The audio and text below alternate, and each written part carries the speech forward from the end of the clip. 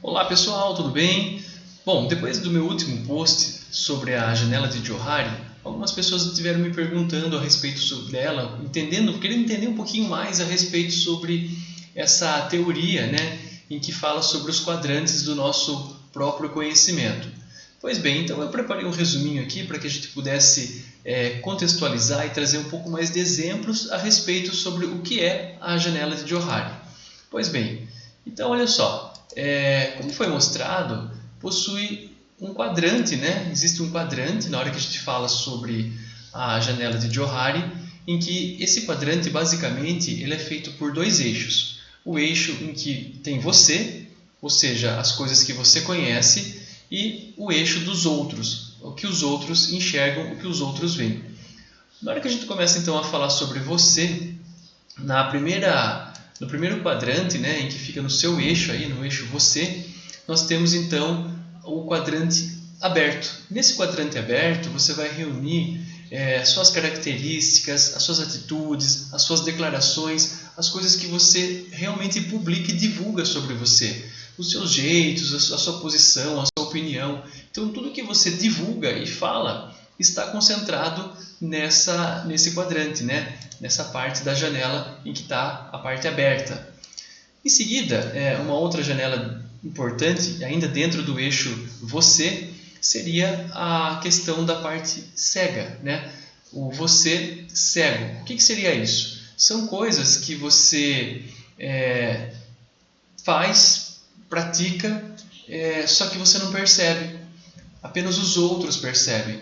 Um jeito, um costume. Às vezes você faz e nem percebe que está fazendo. Às vezes você faz, tem a mania de fazer e mal percebe que está fazendo daquele jeito. Aí que está a importância do feedback. Tem pessoas que terão essa capacidade de fazer um retorno, falar, olha, você está fazendo tal coisa errada, você está fazendo tal coisa. E muitas vezes a gente não conhece isso que nós estamos fazendo errado. Quando vem uma outra pessoa e nos fala, facilita, passamos então a entender, e esse defeito meu, ele passa do ponto cego, né, da janela cega, pulando para a parte aberta. É uma coisa assim muito válida na hora que a gente recebe um feedback desse tipo, que faz com que a gente aprimore nossos conhecimentos a respeito sobre uma causa, a respeito sobre alguma coisa. Passamos então a deixar na janela aberta e com isso nós temos mais conhecimento.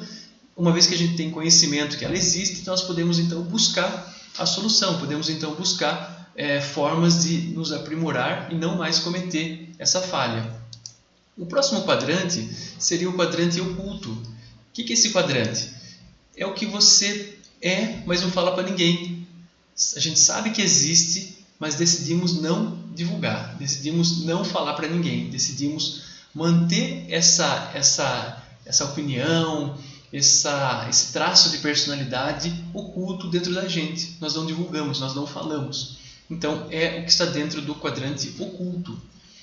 Esse quadrante ele tem muito a ver assim, com vergonha, com timidez também. Tem certas situações que eu deixo guardado essa minha opinião, não porque eu simplesmente quero, mas porque eu tenho medo de divulgar.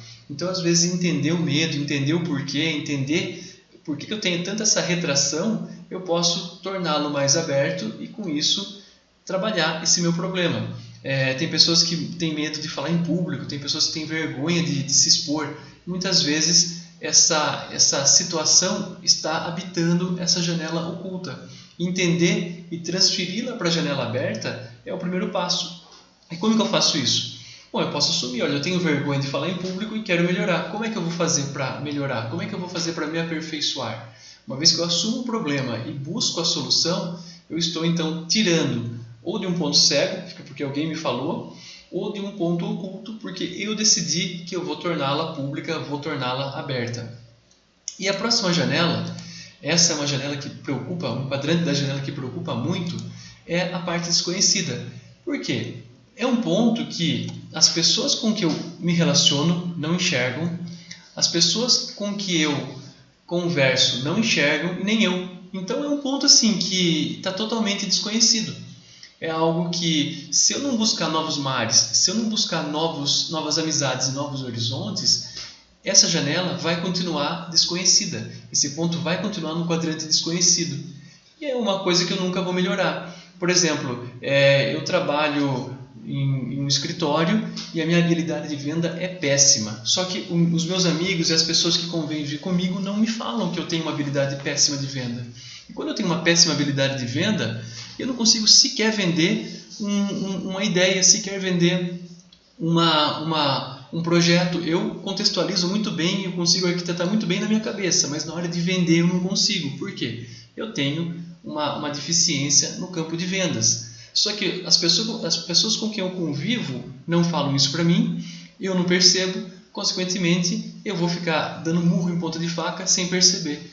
É aí que assim, é primordial assumirmos uma postura de eterno aprendiz, de sempre buscar coisas novas, de sempre estar aberto ao novo, sempre buscar a expansão da nossa zona de conforto, que somente assim a gente começa a diminuir esse quadrante do desconhecido e aperfeiçoar então as nossas habilidades, os nossos conhecimentos.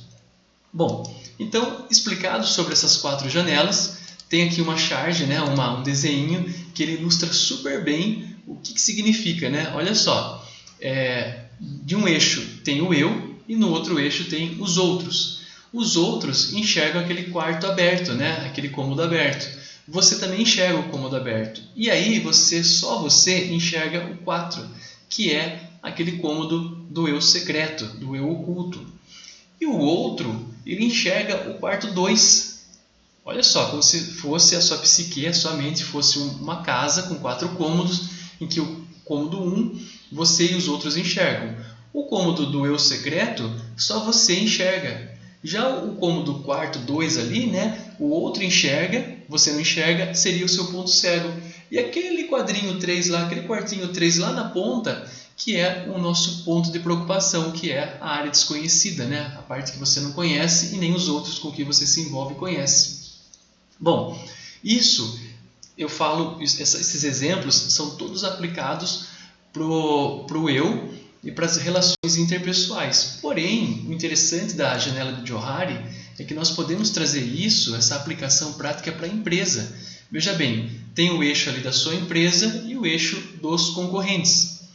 Nesse eixo vem a questão, né? O que a sua empresa conhece, o que a sua empresa não conhece, então começa a observar-se oportunidades e necessidades de aperfeiçoamento. Por exemplo, a sua empresa conhece e seus concorrentes também conhecem.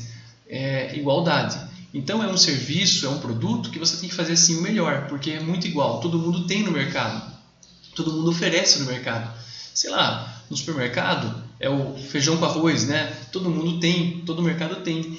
Se você não oferecer uma qualidade muito boa, o mínimo que você tem que oferecer é igual. A hora que você começa a oferecer uma qualidade muito boa, você passa a se destacar. Mas não só isso. Nós temos ali também a parte em que sua empresa desconhece e seus concorrentes conhecem. Eles estão explorando, de repente, uma nova área, um novo setor e estão até buscando novas fontes de faturamento. E a sua empresa, por enquanto, ainda não conhece. Na hora que a gente vem ali na parte de baixo, o quadrinho verde, né, que seriam as oportunidades, ali tem, né, o que a sua empresa conhece e os seus concorrentes, por enquanto, desconhecem. Então, são formas de você passar a explorar. Olha o Netflix. Ele reconheceu uma possibilidade de fazer o streaming de vídeo em que não havia concorrente. Ele entrou no tal do Oceano Azul.